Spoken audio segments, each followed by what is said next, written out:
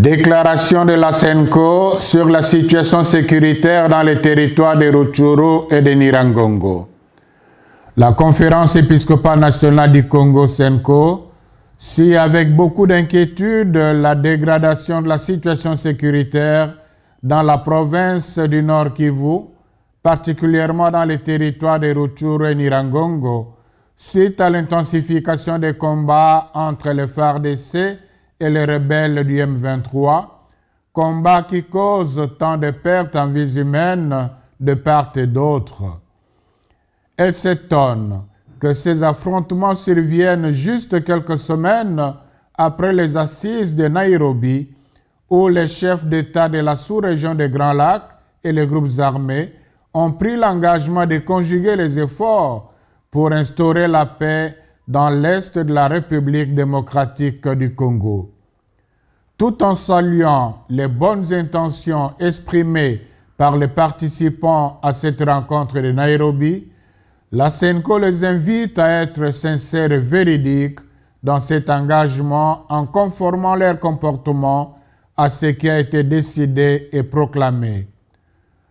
Le peuple de la région des Grands Lacs aspire à une paix durable grâce à une meilleure coopération qui puisse bénéficier aux générations actuelles et à venir. Le peuple congolais qui a trop souffert et dont les larmes ne cessent de couler à cause des conflits pour des intérêts partisans, se mobilise pour accueillir en juillet prochain le Saint-Père, le pape François, qui vient en artisan de paix et en tant qu'apôtre de la réconciliation. Ce n'est ni juste, ni honorable de tenter d'empêcher à ce peuple cet instant de bonheur qui sera une source de bénédiction pour notre pays, la RDC. Le cauchemar de la guerre a trop duré. La SENCO demande aux belligérants de revenir à la raison, qu'ils mettent fin dans l'immédiat à ce énième combat qui ne fait qu'enfoncer le peuple congolais dans la misère. Les armes n'ont jamais été une solution efficace aux revendications fût-elles politiques. En effet, l'usage de la violence donne un semblant de paix à ceux qui l'utilisent. Il constitue en même temps une plantation de jalons pour les violences à venir. L'histoire de notre sous-région nous le rappelle bien.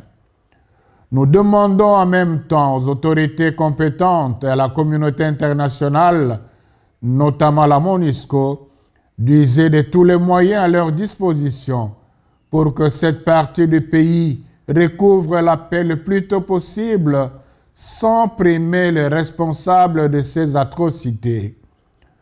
Enfin, la SENCO demande à la population congolaise d'encourager nos vaillants soldats de FARDC qui sont au front et de dénoncer toute personne identifiée comme ennemie de la paix. Que le peuple de Dieu qui est à Goma ne cède pas à la panique, qu'il continue à se mobiliser pour réserver au Saint-Père un accueil digne de lui. Par l'intercession de la très sainte Vierge Marie, consolatrice des affligés, que Dieu accorde la grâce de la paix à notre pays, la RD Congo. Kinshasa, le 28 mai 2022, Son Excellence Marcel Otembitapa, archevêque de Kisangani, président de la SENCO, je vous remercie.